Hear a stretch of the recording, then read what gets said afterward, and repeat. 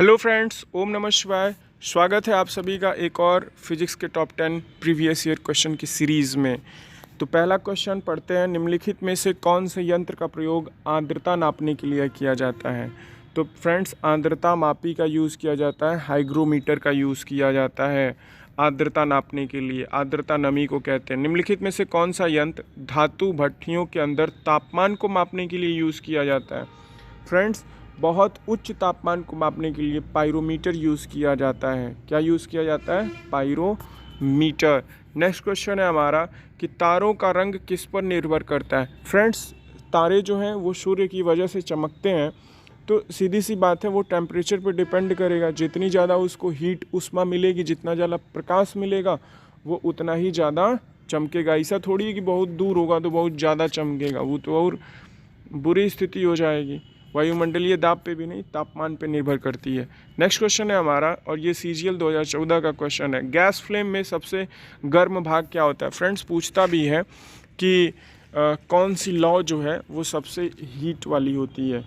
तो जो गैस जलती है ना, जो ब्लू फ्लेम निकलती है, वो सबसे ज़्यादा हीट वाली होती है और उसको नॉन ल्यूमिनस जोन बोला जाता है, वो सबसे गर्म होती है। बात आई क्या समझ में? ये देखिए, non luminous zone gas flame का सबसे गर्म भाग होता है। इसका रंग नीला होता है। यह ज्वाला का सबसे बाहरी भाग होता है। नेक्स्ट क्वेश्चन है हमारा कि शीतकाल में एक मोटी कमीज की अपेक्षा दो पतली कमीजें हमें अधिक गर्म रख सकती हैं। ऐसा क्यों? क्योंकि फ्रेंड्स, दो कपड़ों के बीच में ना एयर की एक लेयर बन जाती है, उसमें हवा भर जाती है जो प्रतिरोधक का काम करती है, जो बाहर की ठंडी को अंदर नहीं जाने देती है। तो विकल्प सी सही है। जलवाष्प में भंडारित ऊष्मा क्या है? तो फ्रेंड्स, जलवाष्प अभी बताया गया था कि जब पानी को गर्म किया जाता है तो उसके जो अणु हैं वो वाष्प बनने के लिए अधिक ऊर्जा अपने अंदर समा लेते हैं, मतलब और ज़्यादा ऊष्मा वो पीते हैं, खाते हैं। उसी ऊष्मा को गुप्त ऊष्मा बोला जाता है।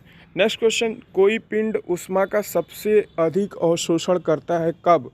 कैसा होना चाहिए वो पिंड की अधिक ऊष्मा का अवशोषक करे? पहली बात कि वो काला होना चाहिए। सफ़ेद तो अभी हमने पढ़ा था कि प्रकाश को परावर्तित कर देते हैं ना, वो हीट के अच्छे एब्जॉर्ब नहीं कर पाते, अच्छे अवशोषक नहीं होते। काला होना चाहिए, प्लस में खुरदुरा होना चाहिए। अब एकदम चिकना भी ना हो, चिकने पे तो परावर्तन होगा ना, तो ऐसा भी नहीं होना चाहिए। तो विकल्प ए सही है। क्वेश्चन है कि तप्त जल के थैलों में जल का प्रयोग किया जाता है। तप्त जल के थैलों में, तो इसकी विशिष्ट ऊष्मा अधिक होती है, इसीलिए तप्त जल के थैलों में जल का प्रयोग किया जाता है। अरे, ये जो सिकाई उकाई के लिए नहीं आते थैले जिसमें पानी भरा होता है और उसको थोड़ी देर मतलब चार्जिंग में लगा दो तो पानी पूरा गर्म हो जाता है, इसीलिए उसमें जल का यूज़ किया जाता है, क्योंकि उसमें विशिष्ट ऊष्मा जो है, गुप्त ऊष्मा, वो देर तक रहती है। धातु की चायदानियों में लकड़ी के हैंडल क्यों लगे होते हैं? कोई भी, अब मान लीजिए तवा है, उसको पकड़ने के लिए कुकर है, उसमें लकड़ी का बेट लगा हुआ है। कढ़ाई में किनारे किनारे लगा हुआ है। लकड़ी का बेट क्यों लगा है? लकड़ी या फिर प्लास्टिक का वेट क्यों लगा रहता है? ज़रूरी नहीं है यहाँ पे लकड़ी, वो प्लास्टिक भी बोल सकता है।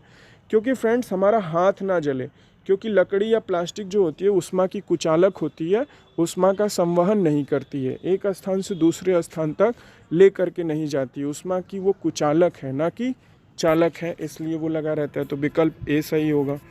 नेक्स्ट क्वेश्चन है हमारा कि बर्फ़ को बुरादे में क्यों पैक किया जाता है? अक्सर हमारे घर जब शादियाँ वादियाँ पहले पड़ती थी तो बर्फ़ की सिल्ली ला करके भूसे में रख दिए जाते थे, वो भी जूट के बोड़े में, याद है? तो ऐसा क्यों किया जाता था? क्योंकि जूट के बोड़े में जो है बाहर की ऊष्मा नहीं जाएगी ना। बर्फ़ तो ज़्यादा भाई ठंडा है ना एज़ कम्पेयर बाहर के इन्वायरमेंट में।